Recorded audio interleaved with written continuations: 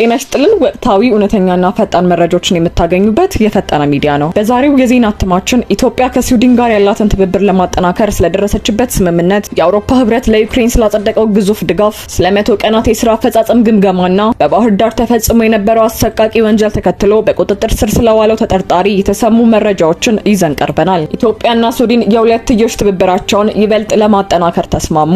የኢፌዴሪ የውጭ ጉዳይ ሚኒስትር ዶክተር ጌዲዮን ጢሞቴዎስ በስዊድን የስራ ጉብኝት እያደረጉ ሲሆን ከሀገሪቱ የውጭ ጉዳይ ሚኒስትር ማሪያ ማልመርስ ቴነርጋርድ ጋር በሁለትዮሽና ቀጠናዊ ጉዳዮች ላይ ፍሬያማ ውይይት አካሂደዋል። በስቶክሆልም የተካሄደው በዚህ ውይይት ላይ በዋናነት ሁለቱ ሀገራት ያላቸውን የቆየና ታሪካዊ ወዳጅነት ይበልጥ ማሳደግ በሚቻልባቸው መንገዶች ላይ መክረዋል። እንዲሁም ግንኙነቱ ከዲፕሎማሲያዊ መስመር ባለፈ በንግድና በኢንቨስትመንት ዘርፎች ማጠናከር አስፈላጊ መሆኑ ተገልጿል። ሚኒስትር ዶክተር ጌዲዮን ጢሞቴዎስም በኢትዮጵያ እየተከናወነ ያለውን የኢኮኖሚ ሪፎርም ተከትሎ የተፈጠሩ ምቹ የኢንቨስትመንት እድሎችን በማንሳት የስዊድን ኩባንያዎች በኢትዮጵያ በስፋት እንዲሰማሩ ጥሪ አቅርበዋል። በተጨማሪም ሚኒስትሮቹ በአፍሪካ ቀንድ ያለውን ወቅታዊ ሁኔታና በዓለም አቀፍ የጋራ ጉዳዮች ላይ በዝርዝር ተወያይተዋል። የስዊድን የውጭ ጉዳይ ሚኒስትር ማሪያ ማልመርስ ቴነርጋርድ በበኩላቸው ሀገራቸው ከኢትዮጵያ ጋር ያላትን ግንኙነት እንደምታደንቅ ገልጸው በሁለትዮሽና በባለብዙ ወገን መድረኮች ላይ የሚደረገውን ትብብር ይበልጥ ለማጠናከር ፍላጎት እንዳላቸው አረጋግጠዋል። ስዊድን በልማት ትብብርና በሰላምና ደህንነት ዙሪያ ከኢትዮጵያ ጋር በቅርበት መስራቷን እንደምትቀጥልም ጠቁመዋል። የኢትዮጵያና የስዊድን የሁለትዮሽ ግንኙነት በዚህ መልኩ መጠናከሩ ሲገለጽ፣ በሌላ በኩል በአውሮፓ ምድር ለወራት ዘልቆ የነበረው የፖለቲካ ውዝግብ እልባት አግኝቷል። የአውሮፓ ህብረት ለዩክሬን አዲስ የገንዘብ ድጋፍ ማጽደቁን አስታውቋል። የአውሮፓ ህብረት ለዩክሬን የ90 ቢሊዮን ዩሮ ድጋፍ አጸደቀ። በሩሲያ ላይም አዲስ ማዕቀብ ጣለ። የአውሮፓ ህብረት ለወራት ዘልቆ የነበረውን የውስጥ የፖለቲካ ውዝግብ በመፍታት ለዩክሬን የሚውል የ90 ቢሊዮን ዩሮ የብር ድጋፍ ማጽደቁን አስታወቀ። ህብረቱ ከገንዘብ ድጋፉ በተጨማሪ በሩሲያ ላይ ተጨማሪ የኢኮኖሚ ማዕቀቦችን የጣለ ሲሆን ይህም ሞስኮ በዩክሬን ላይ ያካሄደች ያለችውን ጦርነት ለመግታት ያለመ መሆኑ ተገልጿል። ይህ ከፍተኛ የገንዘብ ድጋፍ ሊጸድቅ የቻለው በዩክሬን በኩል አልፎ ለሃንጋሪና ለስሎቫኪያ ድፍድፍ ዘይት የሚቀርበው ድሩዝባ የተሰኘው የቧንቧ መስመር ዳግም ስራ መጀመሩን ተከትሎ ነው። በሩሲያ ኃይሎች ጥቃት በደረሰበት ጉዳት ምክንያት የነዳጅ ፍሰቱ ካለፈው ጥር ወር ጀምሮ ተቋርጦ ቆይቶ ነበር።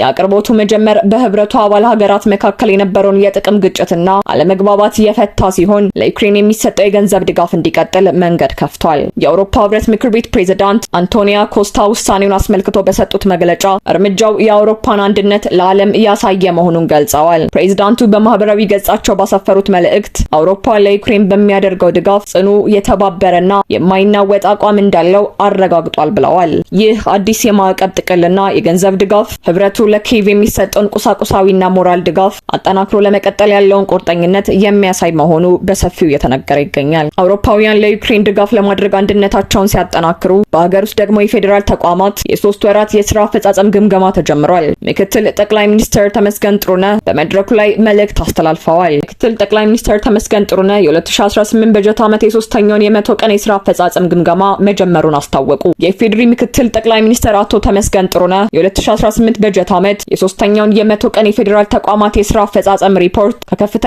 የስራ ኃላፊዎች ጋር መገምገም መጀመሩን ገለጹ። ምክትል ጠቅላይ ሚኒስትር በመድረኩ ላይ ባስተላለፉት መልእክት ኢትዮጵያ ካለችበት ፈታኝ የታሪክ ምዕራፍ ወጥታ ወደ ላቀ ብልጽግና የተሸጋገረች መሆኑን አረጋግጠዋል።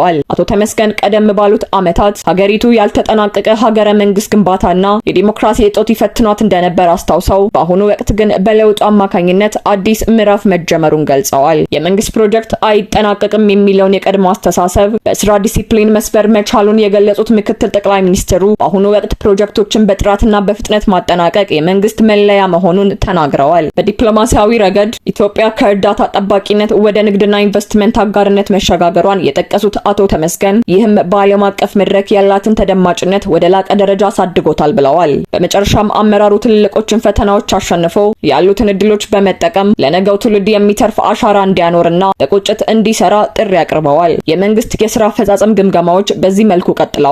አሁን ደግሞ በባህር ዳር ከተማ ተፈጽሞ መላውን የሀገሪቱን ህዝብ ሲያሳዝን የቆየውን የወንጀል ድርጊት ተከትሎ የተሰማውን የፍትህ ጭላንጭል እንመለከታለን። ተጠርጣሪው በቁጥጥር ስር ውሎ ለፖሊስ ተረክቧል። በባህር ዳር ከተማ አሰቃቂ ወንጀል ፈጽሞ የተሰወረው ተጠርጣሪ በመቀለ ተይዞ ለፖሊስ ተረከበ። በባህር ዳር ከተማ ማህሌት ማሩ በተባለች ወጣት ላይ አሰቃቂ ያስገድዶ መድፈርና የግድያ ወንጀል ፈጽሞ ሲፈለግ የነበረው ተጠርጣሪ ያምራል አለበል አለሙ ትግራይ ክልል ፖሊስ ተይዞ ዛሬ ወደ ባህር ዳር ከተማ እንዲገባ ተደርጓል። የአማራ ክልል የጸጥታ ኃይል አባል የነበረው ያምራል አለበል ወንጀሉን ከፈጸመ በኋላ ለተወሰነ ጊዜ ተሰውሮ የቆየ ቢሆንም በተደረገ ከፍተኛ ክትትል በመቀለ ከተማ መደበቁ ተረጋግጦ በትግራይ ክልል ፖሊስ በቁጥጥር ስር መዋሉ ይታወሳል። ተጠርጣሪው ዛሬ በፖሊስ ቁጥጥር ስር ውሎ ወንጀሉ ወደ ተፈጸመበት ባህር ዳር ከተማ የገባ ሲሆን የከተማው ፖሊስ መምሪያም ተረክቦታል።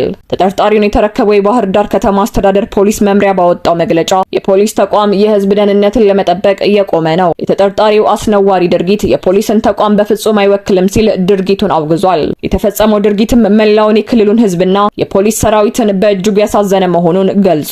በአሁኑ ወቅት በቁጥጥር ስር የዋለው ተጠርጣሪ ላይ ምርመራ እየተጣራ እንደሚገኝና ሂደቱ ተጠናቆ የፍርድ ውሳኔ ሲያገኝ ውጤቱ ለህዝብ ይፋ እንደሚደረግ አሳውቋል። ይህ ወንጀል በተፈጸመበት ወቅት በማህበራዊ ትስስር ገጾችና በተለያዩ መድረኮች ከፍተኛ ቁጣን ቀስቅሶ የነበረ ሲሆን ተጠርጣሪው በህግ ቁጥጥር ስር መዋሉ ለተጎጂዋ ቤተሰቦችና ለፍትህ ፈላጊዎች ትልቅ ተስፋን የሰጠ እርምጃ ሆኗል። ለዛሬ ያዘጋጀናቸው መረጃዎች እነዚህን ነበሩ። የፈጠነ ሚዲያን ስለመረጣችሁ ከልብ እናመሰግናለን። ወቅታዊና ታማኝ መረጃዎች እንዲደርሷችሁ ገጻችንን ሰብስክራይብ ማድረጋችሁን አትርሱ።